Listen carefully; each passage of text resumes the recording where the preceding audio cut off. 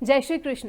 वैसे तो बचपन से ही कहानियों, किताबों और टीवी या फिल्मों के माध्यम से श्री कृष्ण के अलग अलग लीलाओं और रूपों से परिचित होते रहे हैं। भगवान श्री कृष्ण जब छोटे थे तभी उन्होंने अपनी लीलाओं का आरंभ कर दिया था। बाल रूप में ही भगवान ने एक नहीं, दो नहीं, बल्कि 8 असुरों का वध किया था। लेकिन आज हम उनके कुछ प्रमुख बाल लीलाओं के बारे में जानेंगे।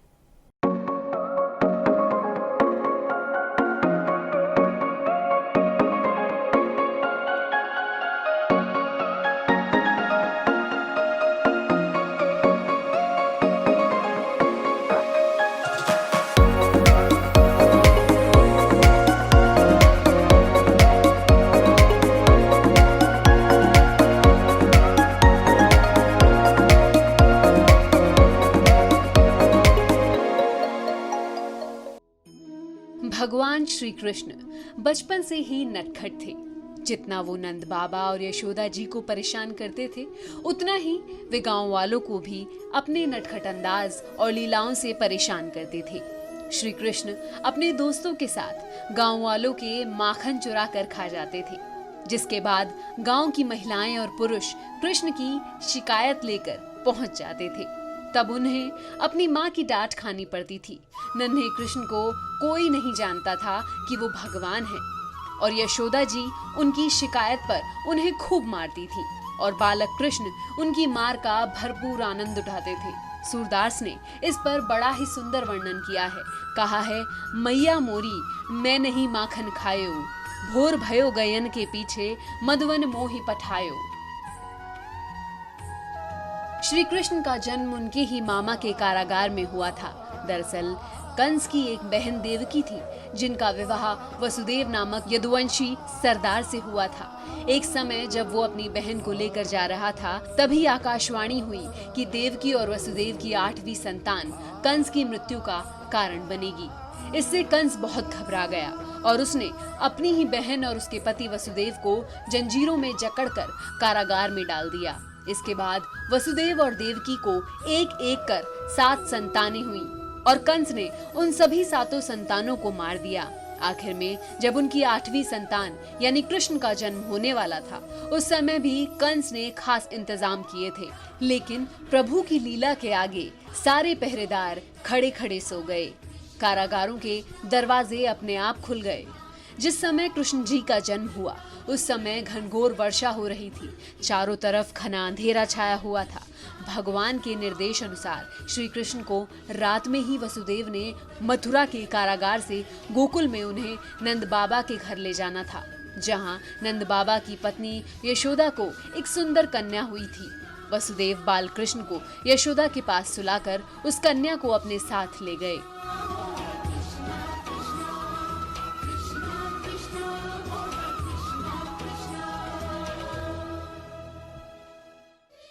एक बार श्री कृष्ण अपने मित्रों के साथ यमुना नदी के किनारे गेंद खेल रहे थे और अचानक गेंद यमुना नदी में चली गई।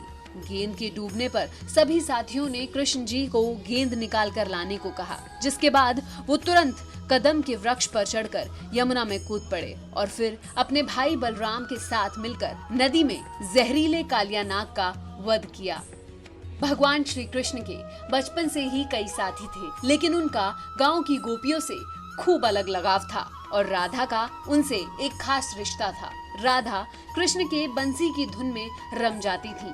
वृंदावन अपने गांव में राधा कृष्ण ने खूब रासलीला की है, यानी तीज त्योहार पर साथ नाचते बजाते थे। इतना ही नहीं, कई बार कृष्ण तो अपने श्याम रंग और राधा के सफेद रंग को देखकर गुस्सा हो जाते और अपनी माँ से पूछते, माँ वे राधा इतनी गोरी क्यों है, मैं काला क्यों हूँ। शिकायत करते कि माँ मुझे दाऊ क्यों कहते हैं कि तू मेरी माँ नहीं है। कृष्ण की लीला से अनजान एक बार भगवान इंद्र ने वृंदावन में खूब बारिश की, जिससे गांव वालों का सब कुछ उजड़ गया। पूरे गांव में पानी भर गया। अब उनके पास कोई सहारा नहीं था। जब भगवान श्री कृष्ण ने देखा तो उन्होंने गांव के ही गोवर्धन पर्वत को अपनी कन की उंगली पर उठाकर सबको उसके नीचे शरण लेने के लिए कहा। दरअसल गांव में सब इंद्र से डरकर उनकी पूजा करते थे। तब कृष्ण ने उन्हें परमेश्वर की पूजा करने की शिक्षा दी और फिर से नई शुरुआत करने को कहा। साथ ही कार्तिक माह में अन्नकूट की पूजा आरंभ कराई। कृष्ण और बलराम के अद्भुत पराक्रम को देखकर कंस समझ गया था कि ये देवकी और वसुदेव के ही पुत्र हैं और उन्हें मारने के कई उपाय किए, लेकिन वो सभी विफल रहे। आखिर में उसने तय किया कि इन बालकों को एक मायावी पहलवान के हाथों मरवा दे। इसके बाद कंस ने श्री कृष्ण और बलराम को पहलवान से लड़ने के लिए आमंत्रित किया, लेकिन उन्होंने उस पहलवान को भी मार दिया और कंस का भी वध कर अपने जन्मदाता माँ बाबा को कारागार से मुक्त कराया। इसके बाद कृष्ण और बलराम शिक्षा के लिए अपने गुरु के आश्रम चले गए। कृष्ण ने कुछ दिन द्वारका में भी बिताए। इसके बाद कृष्ण के नेतृत्व में पांडवों ने कौरवों के साथ महाभारत का ऐतिहासिक युद्ध लड़ा।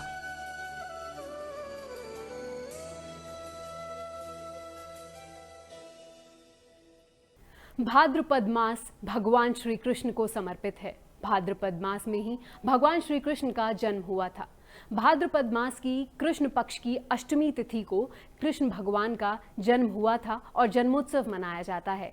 इस दिन व्रत रखकर कृष्ण भगवान के भक्त भगवान की पूजा अर्चना करते हैं।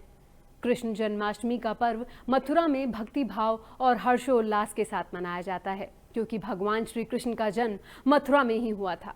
मथुरा में उन्होंने कई बाल लीलाएं की।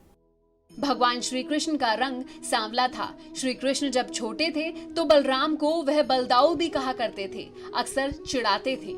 एक दिन कृष्ण खेलने नहीं गए, लेकिन उनके सभी मित्र यमुना किनारे खेलने के लिए पहुंच गए। मैया यशोदा ने देखा कि श्री कृष्ण एक कोने में उदास बैठे हुए हैं, तो उन्होंने कृष्ण से पूछा, कान्हा तुम आज खेलने क्यों नहीं गए? तुम्हारे सभी मित्र सखा तो तुम्हारा इंतजार कर रहे होंगे। इस पर भगवान श्री कृष्ण माता यशोदा से कहते हैं कि मैया अब मैं खेलने नहीं जाऊंगा। इस पर माता यशोदा पूछती हैं, क्यों खेलने नहीं जाओगे?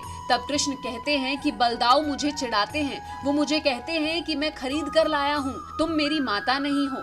अब ऐसे में कैसे खेलने जाऊं? मैं उनकी इस बात से बहुत नाराज हूँ, इसलिए खेलने नहीं जाऊंगा। मेरे मित्रों के सामने बलदाऊ पूछने लगते हैं कि तेरी माता कौन है, तेरे पिता कौन है? नंद बाबा तो गोरे हैं, यशोदा मैया भी गोरी हैं, तू तो सांवला है। भोलेपन में श्री कृष्ण कहते हैं, मैया इतना ही नहीं, अब तो ग्वाल बाल भी मुझे छेड़ने लगे हैं। वो मुझे बहला फुसला कर नचाते हैं और फिर सब हंसते हैं। इतना कहने पर भगवान श्री कृष्ण और क्रोध में आ जाते हैं और ताना देकर अपनी माँ से कहते हैं, मैया तूने सिर्फ मुझे ही मारना सीखा है, बलदाऊ से कभी कुछ नहीं कहती। कान्हा की बातों को सुनकर माता यशोदा मन ही मन खुश होती हैं। उन्हें कान्हा की बातों में आनंद आने लगता है और कान्हा को खुश करने के लिए कहती हैं कि तुम क्यों परेशान होते हो? बलराम तो चुगलखोर है, तुम क्यों उनकी बातों में आते हो? मैं तुम्हारी ही मैया हूँ। मैं गौमाता की शपथ लेकर कहती हूँ कि तुम मेरे ही पुत्र हो। तब कहीं जाकर श्री कृष्ण मानते हैं। इस पूरे प्रसंग को सूरदास जी ने कुछ इस तरह से व्यक्त किया है कि सुनने वाले और देखने वाले अचंभे में रह जाएं।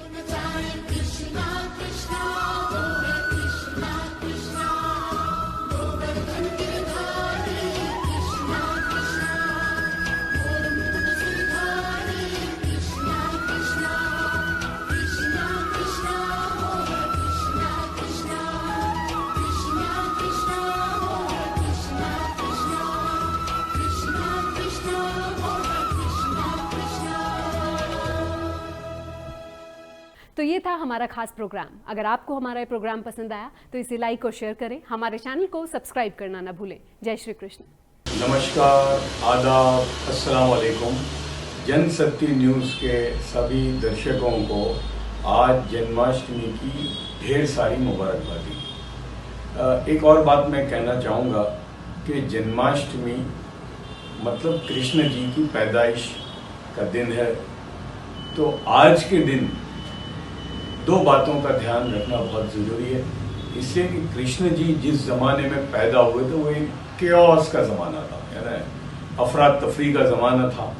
और उनकी ज़िंदगी से जो बात ख़ास मिलती है, जिसको मैंने समझा है, वो ये है कि उन्होंने जो जंग लड़ी नाइंसाफ़ी के ख़िलाफ़, करप्शन के ख़िलाफ़ और उस ज़माने की जितनी बुराइयां थी उसके ख़िलाफ़, तो गोया के उनकी ज़िंदगी का जो खुलासा है वो है बुराई के खिलाफ अच्छाई की जीत। तो मैं समझता हूँ कि ये मैसेज को लेकर हमें चलना चाहिए। धन्यवाद।